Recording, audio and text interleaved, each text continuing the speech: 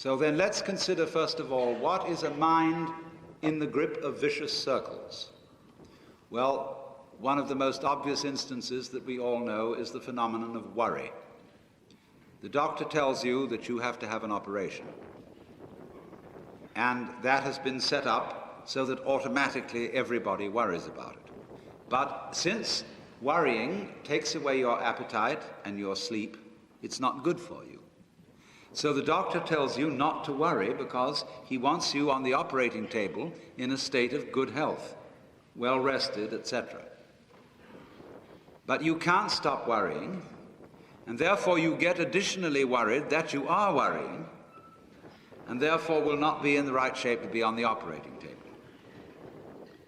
And then, furthermore, because that is quite absurd, and you are mad at yourself because you do it, you are worried because you worry because you worry. That is a vicious circle. Another form of vicious circle is when a person is convinced that they ought to be unselfish, and are so convinced for selfish reasons.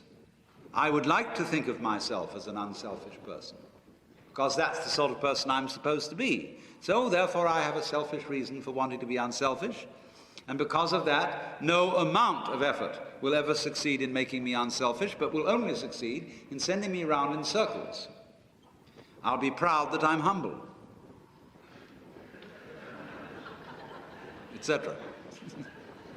That is chitta vritti, turnings of the mind. See? So now, yoga is initially stopping that. Can you allow your mind to be quiet? Isn't it difficult? Because the mind seems to be like a monkey, jumping up and down and jabbering all the time. Once you've learned to think, you can't stop. And an enormous number of people devote their lives to keeping their minds busy and feel extremely uncomfortable with silence.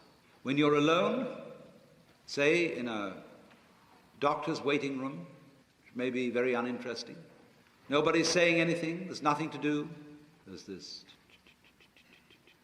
worry, this lack of distraction. I'm left alone with myself, and I want to get away from myself. I'm always wanting to get away from myself. That's why I go to the movies, that's why I read mystery stories, that's why I go after to girls, or anything that you do, or get drunk, or whatever. I don't want to be with myself.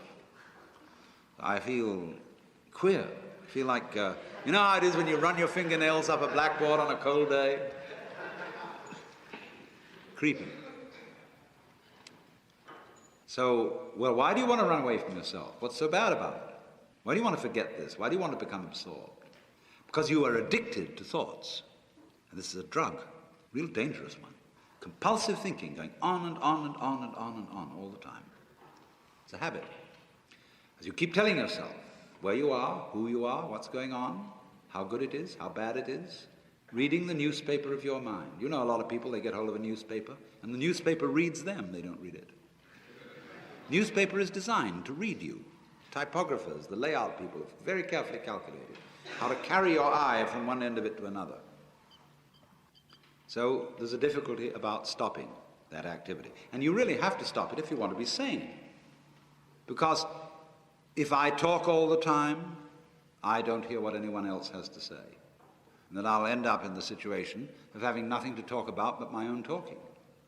Or so in exactly the same way, if I think all the time, I won't have anything to think about except thoughts. And that's the academic fallacy. See, when you add books to the library, a great many of the books that are added to the library are books about books.